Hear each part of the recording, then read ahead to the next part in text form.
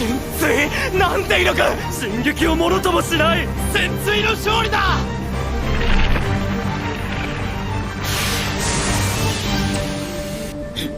奴がエレン・イエーガーか。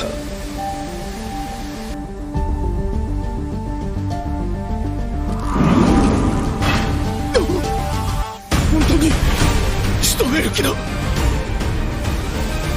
簒奪者エレン・イエーガー、最後に言い残すことはありますか？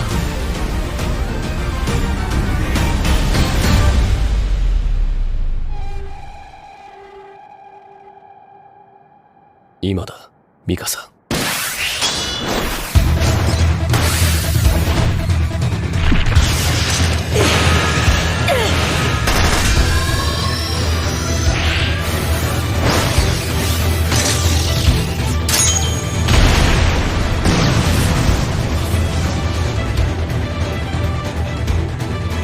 What's up, guys? Pepperonin here with another episode review, reaction, and discussion video for Attack on Titan. Today we'll be discussing Season 4, Episode 6, for real this time. I thought last episode was 6 for some reason, so I kept referring to it as that all throughout the video. I have no idea why. But anyways, so the episode opens up with Willie saying goodbye to his family, his kids. They're all wanting to go with him to the big event that he's about to go to and speak at. And he obviously has to tell them no and to stay home. His younger family members are all chipper, but the older ones, the adults, look incredibly grim. And his wife is crying as he's leaving. She's trying her best to stay composed. But he apologizes to her and kisses her before walking away.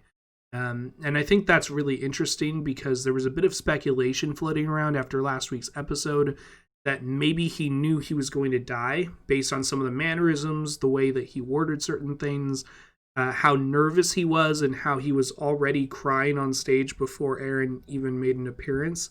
And this episode confirmed that. Not only did he know he was going to die, but that was actually part of his plan, which I think is pretty hardcore if you think about it. I mean, he and Magath were talking the specifics of it. And Magath, the guy who Willie himself points out has sent countless Eldians to their deaths as basically bullet sponges and engaged in their persecution. All right, this guy looks at Willie's plan and says, this is too much, Willie. Like, a lot of civilians are going to die. Are you sure about this? And Willie tells him that basically this is the only way that they're going to get the world on their side. And I mean, it makes sense. They were just at war with the Mideast Alliance, and Marley made the world hate them over the last over 100 years. And however long they've been the dominant superpower, and probably even sometime before that. Uniting behind a common enemy is a cheap and easy way to wash away a lot of that bad blood between them, and maybe even form some type of camaraderie. Basically, the plan is to have all the incompetent generals in attendance and all the most important people all crammed together right in front of the stage. They don't know the specifics, but they basically know that Paradise is going to attack, right? Like, if they're going to make a move, this is the moment they're going to do it, with all of the top ambassadors and military officials of Marley all in one spot. So Magath tells Willie there's no way he can save him, and that if they proceed with the plan, Willie is going to die too. And his response is basically, well, yeah, the plan won't work if I survive. It'll look suspicious, and the world will not buy into this if Marley and the Tybers don't sacrifice something, and I don't martyr myself for it. I have to die here. So they were well aware some sort of attack would be underway. And they also knew they'd been infiltrated and there were conspirators helping Paradise set up their plan. What they didn't know are exactly who or how many people are actually spies or conspirators, nor the fact that Eren Yeager himself, the attack Titan and founding Titan, would be directly underneath Willie when he's on stage later. Not only that, but they carefully separated and in some cases trapped the other Titan shifters so they wouldn't be able to help right away. And everyone predicting that the girl, the younger sister, was actually the Warhammer Titan, you were right. Sorry, old guard gang. She transforms, and there's a couple things right away to signal she's not like other Titan shifters. One of those Aaron picks up on and acknowledges later, but the other one I think he didn't really think about, or he at least didn't mention it when he figured out how the Warhammer Titan works. Now, Aaron, being the savage that he is, he doesn't even let his enemy fully transform before he starts pummeling them. He doesn't have time for that anime trope shit. He's punching it in the face so hard its exposed eyes, their exposed eyeballs, are popping out of their socket. Blood's flying everywhere. He uses hardening on his knuckles to just absolutely bludgeon this Titan. And it looks like this is going to be a pretty one-sided exchange. Like this fight that was built up to isn't even going to be a fight. But of course, a giant spike emerges from the ground and impales Aaron. And I'd say that's actually so massive, it's more like a spire than a spike. Like this is as tall as some of the buildings around the area. And it has turned Aaron into the Donut Titan. So in a matter of 2 seconds, this fight has completely shifted from one side seemingly being unbeatable to the other side. And I honestly love that. The Warhammer Titan makes its Warhammer and takes a swing at Aaron, who, using his hardened knuckles, punches the pillar to break it and get some distance between them so he doesn't get hit. And for the rest of this fight with his Titan body here, he just has that thing hanging out in his entire torso. So, no big deal. Hashtag just Titan things. And that's when the Marleyan soldiers behind him that have been watching this whole time fire bullets and anti-Titan weapons at Aaron. And can I just say, by the way, I love Magath. When Aaron is pummeling the Warhammer Titan and it looks like all is lost, he literally shoots him with his basic dusty-ass rifle. Something Aaron does not notice or feel. And we don't even see the impact because of how relatively tiny it is to officially signal Marley's counterattack. This guy has no chill, or maybe all of the chill. Magath is a guy who seems very calculated and composed at all times. Obviously important qualities as a top military position, but especially in Marley, so many incompetent people, so many just really stupid and brash people in their military. It's very important for them to have somebody like him in a key position because holy shit, like they're really lucky to have him. Now, being the calculating man that he is, he actually tells his soldiers not to celebrate or to kill Aaron because that's literally what they're saying they're doing, ripping him apart with those bullets. And the Warhammer Titan even takes his arms and his head off, his Titan's head off when he goes to block the hammer, just all completely useless. But Magath tells them they can't kill Aaron because that'll only delay the problem. If he dies without being eaten by a Titan Marley controls, then some random Eldians will be born with those powers, and who even knows if Marley could control either Titan at that point. One of the soldiers points out it seems like the Warhammer isn't trying to eat Aaron, and indeed, she is definitely attempting to execute him. She just watched her older brother and some of her friends and family and a ton of innocents die right in front of her.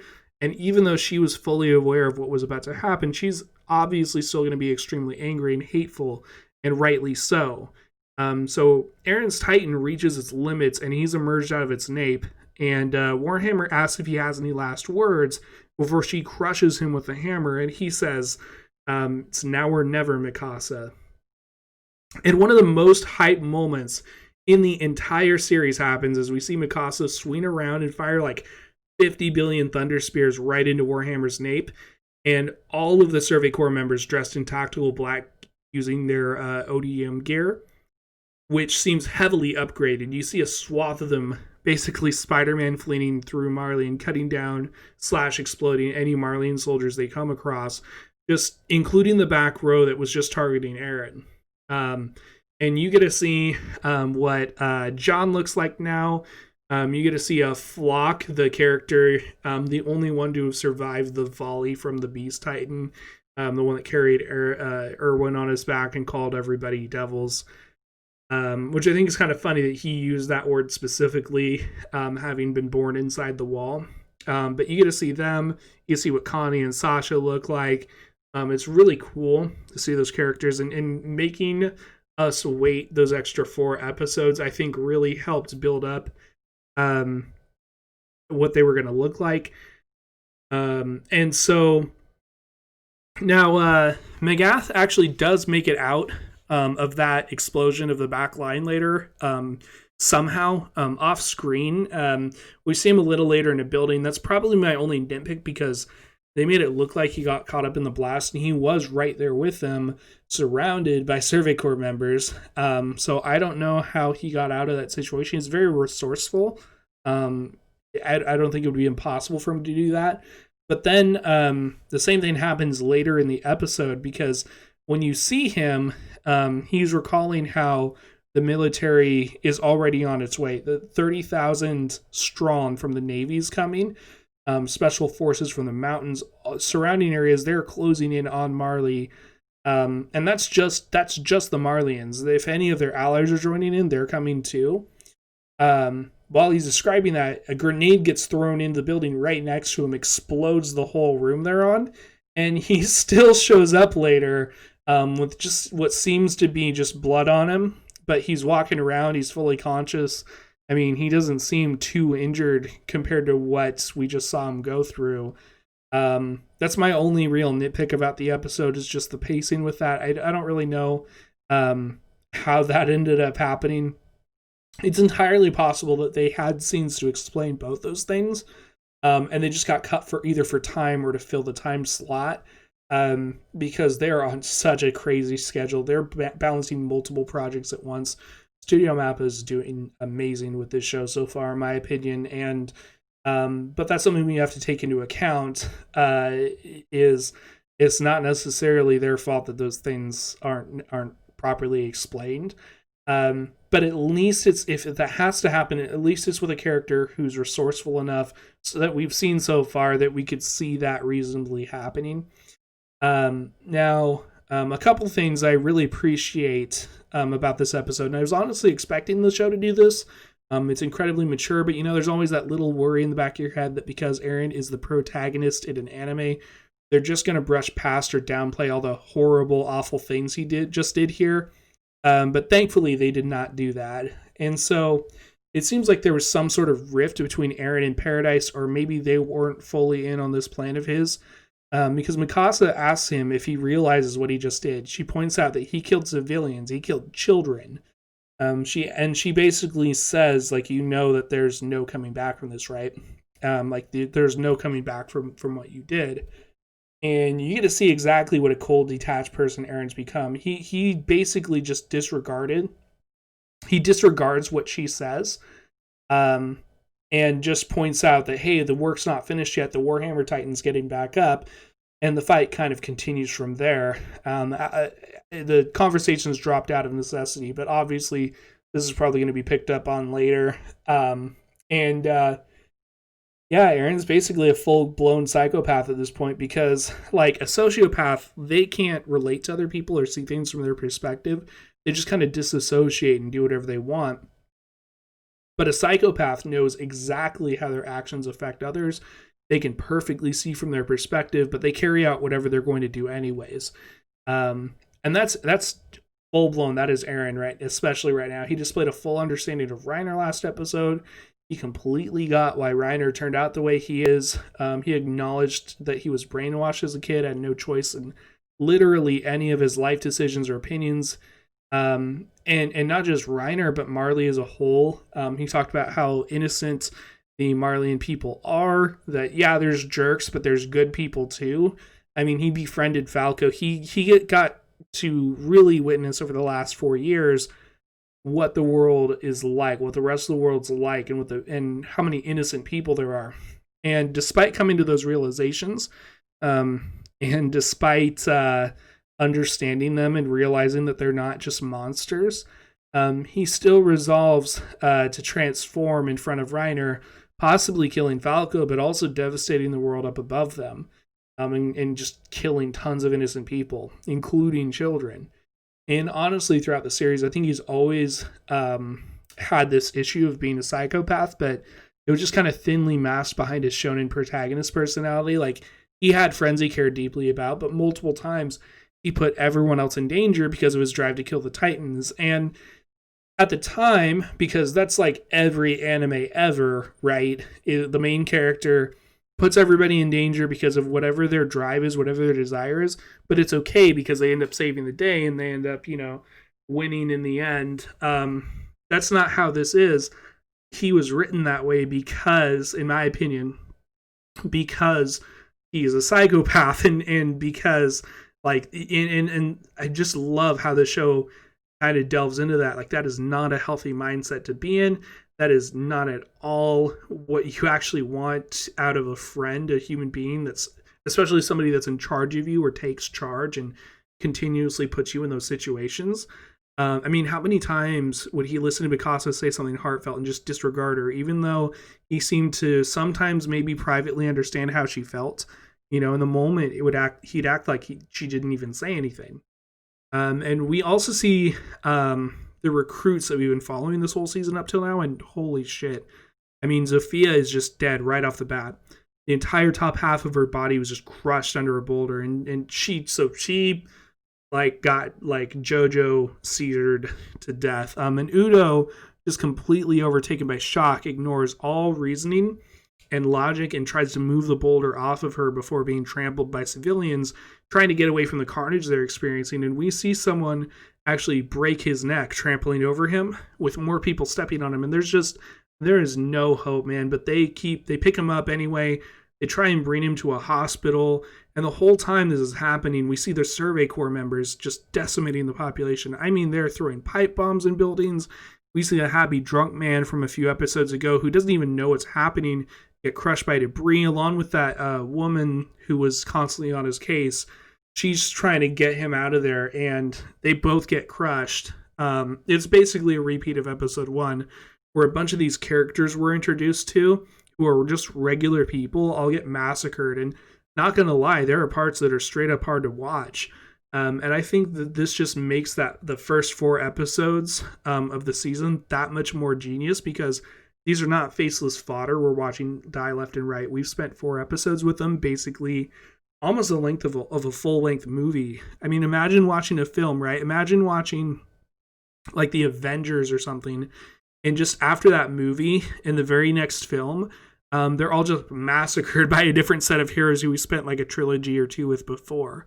In fact, imagine if the new Avengers team, whatever that looks like, just got massacred by the old Avengers, 2012 team that we see in those 3 in the Infinity War saga. It's kind of like that. But anyways, another thing I really like about the Marleyan side, about how they were written, is how not only do you have like actual likable human beings on both sides of the conflict, but Marley's also doing smart things, and they're making plays that are super important given how bad of a blow they were dealt. Peek and Porco managed to escape because that scene from episode 5 where Peek hugs the guy from the Panzer unit, that wasn't just character development or world building. She was actually suspicious of the guard who led them into the trap, who I still think is Armin, and told them to follow. So the Panzer unit just lets them out. They drop a rope down, get them out of the pit, and it's just absolute chaos. I mean, Peek and Porco, before they got out, pieced together that their war must have started and there must be Titans fighting each other up above. And that's why they were trapped there. Now, Porco, being the absolute hothead that he is, he wants to just rush in and try and take Eren out right then and there. But before Peek can even talk him out of just rushing blindly in, they see a ton of Survey Corps members fly over them. We see Colt and Gabby get turned away at the hospital because they're completely overwhelmed. I mean, there are dying people all over and heavily injured. And of course, Uno's already dead. The doctor takes one look at him, and I mean, you don't have to be a doctor to see that. But even if a doctor was right with them, right? Let's say a doctor was with them, as soon as Udo gets trampled, the second his neck snaps, it is too late for him. Like, best possible case scenario, he is paralyzed for life unless he gets a Titan ability. But unfortunately, just too many things would have needed to go perfectly for him. And that's just assuming that he didn't die right then and there, which I think he did. Now, Colt tells Gabby that he's going to go try to find Falco. He tells her to go back with her family because he doesn't know if anywhere is safe, but try and go with her family. But of course, Gabby's arguably an even bigger hothead than Porco. And so she's not going to do that. She is just seething with rage and wants revenge because her best friends just died, right? She is basically the Eren Yeager of that group. She's like Eren Yeager if he was already Mikasa level badass. And so she goes out, but she's stopped by the friendly guards from a couple episodes ago, who were on Falco's side when he won his race, and there was a little bit of banter there. So they tell her, look, you can't be here, you have to get to safety. But before they can even finish their conversation, the tanks and soldiers leading up to them all get blown up, and they see the Survey Corps members and pull out their guns to try and shoot them down. They both get sniped, and who do they get sniped by? Sasha. And she's making eye contact with Abby as she reloads, and then she swings up, she jumps up on the building and flies away. Gabby is just absolutely stunned for a second. I mean, she was just talking to them, and now there's bullets in them, and they're dead. But she gets it together, kind of. She picks up a rifle. We'll see most likely next episode what she does, but right now it kind of leaves off from there. Most of the rest of the episode is focusing on Eren's fight with the Warhammer Titan. Now, it's withstood all of the thunder spears Mikasa threw at it. Its head even seemingly blew up, but none of that has seemed to affect it very much. Eren begins figuring out its abilities because it just keeps materializing weapons to fight with, spikes on the ground, stuff like that. And Eren realizes it must be using hardening to just make whatever weapons it needs.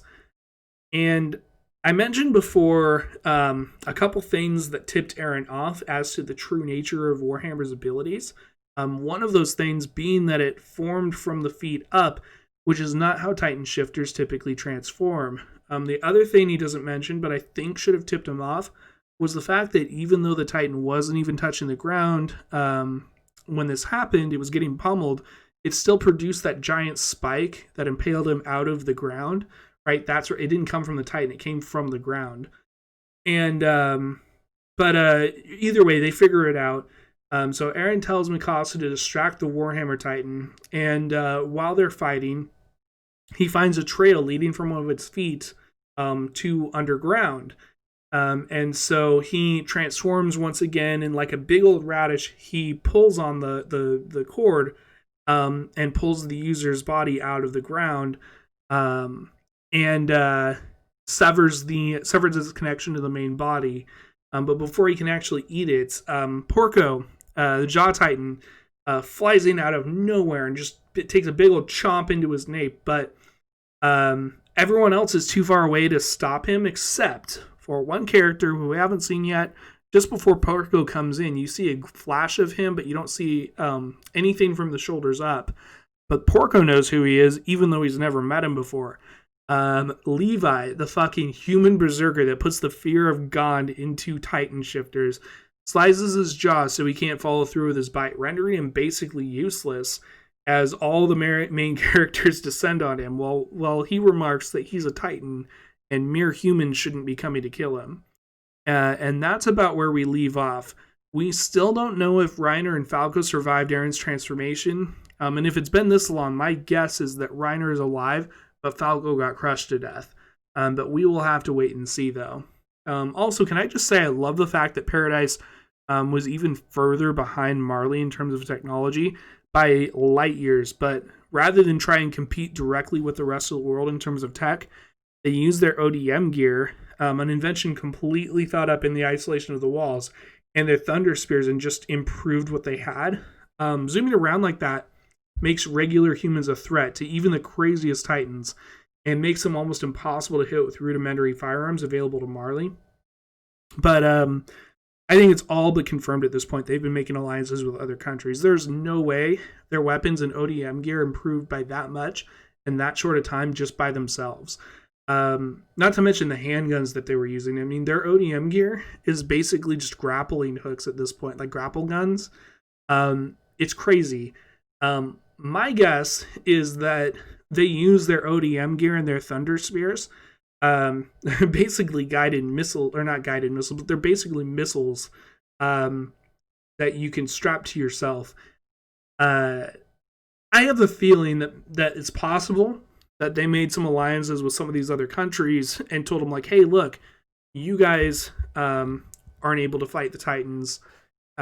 you have some anti-Titan weaponry, but look what we got, and showing them the ODM gear and how effective it is at killing Titans. I think they made some sort of a deal like that. But anyways, I think that's going to do it for today's video. Let me know what you guys think down in the comments below, what your predictions are for next week, and any questions that you have, and they may appear in the next video. Make sure to like and hit that subscribe button, ring the bell so you don't miss any more videos like this one, and check out some of my gameplay videos as well. And as always, thank you so much for watching. I will see you guys in the next video.